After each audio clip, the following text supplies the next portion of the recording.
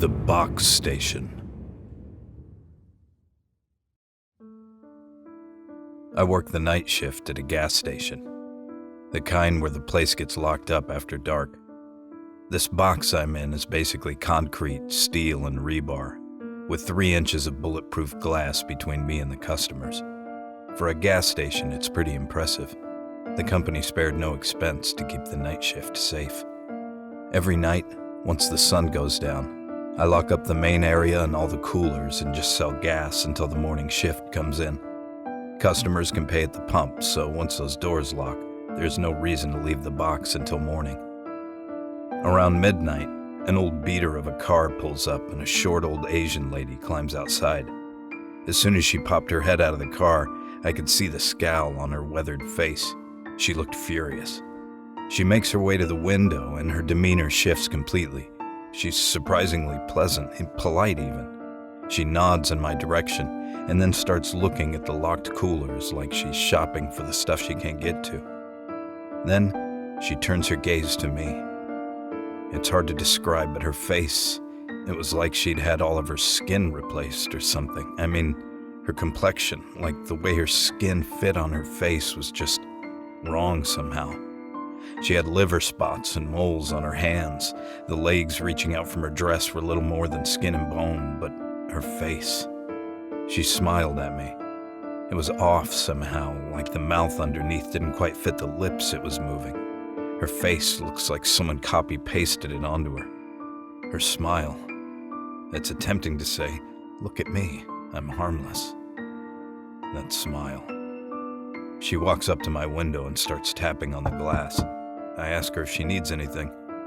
Cue that smile again. She says that she needs gas, and I tell her the pumps are self-serve.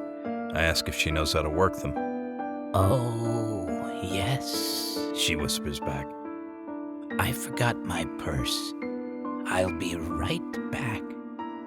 Before I can say another word, she turns her back to me and shuffles back to her car.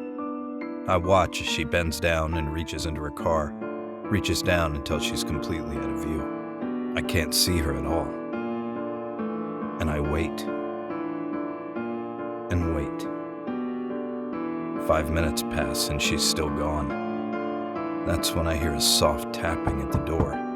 Mind you, the door is the only way in or out of this box. Tap, tap, tap. I can't see anything from where I stand at the register, and I'm not about to go any closer to check things out. Then the sound stops and begins again on the roof. Tap, tap, tap, the same as before. My brain goes into overdrive. What is going on here? What happens in scary movies? The creature is tapping, probably looking for weak spots, figuring out the best way to get inside, to get to me. My brain certainly wasn't helping the situation, so I call the main office. I know they can see my store's camera feeds. Maybe they can put my mind at ease. The phone rings as I struggle to hear over the sound of the increasingly heavy wind blowing outside. When someone answers, I apologize for the noise, mention the weather. "What weather?" she says. I tell her we've got what looks like one hell of a storm heading our way, and she pauses for a moment before responding. "Strange. The weather is calm as can be here. I didn't hear anything about a storm on the way." Outside, the wind was howling now. "I'm looking at your feeds right now," the voice spoke again. "Is everything okay there?" I ask why. "The western side lights are completely out. Your back pole light, too." That's when the phone goes dead. I hang up the phone, and when I turn, my heart almost stops. There she is. The creepy little old lady. Her mismatched face and the smile that just doesn't quite fit. "Can you help me? I can't reach my purse. It fell." At this point, it's probably been 10 minutes since she went to get the purse. "Can you come outside and get it for me?" I managed to choke out a reply. "I can't. We're having some electrical issues here." It was a weak excuse, but at the moment it was all I could muster. I was in full panic.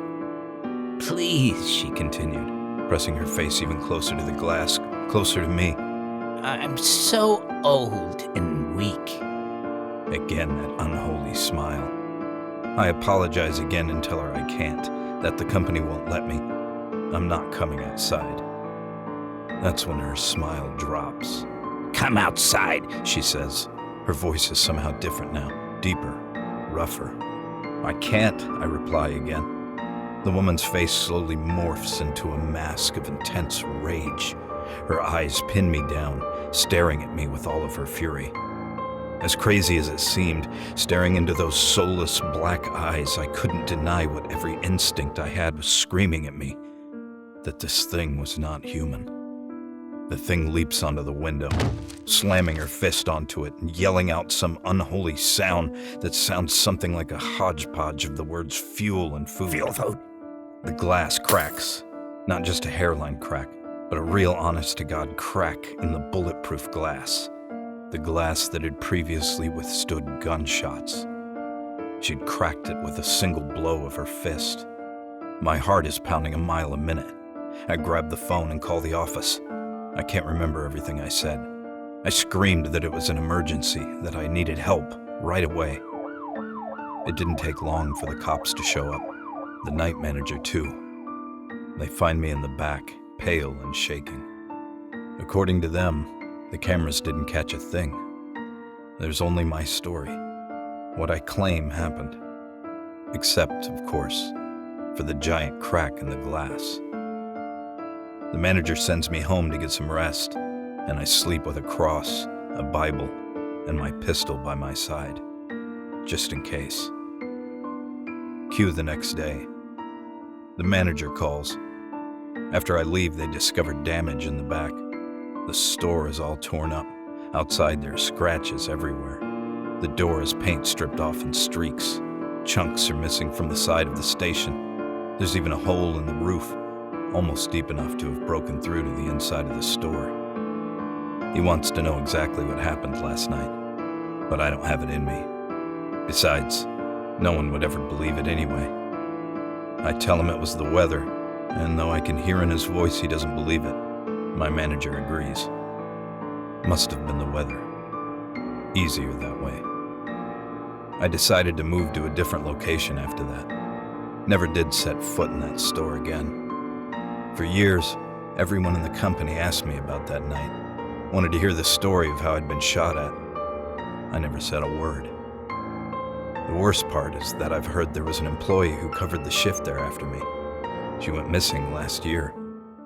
I don't have all the details, but rumor has it that she simply abandoned her shift and walked out the back door. The computer system went out, the cameras too, and she's still missing. From what I've heard, there were almost no clues.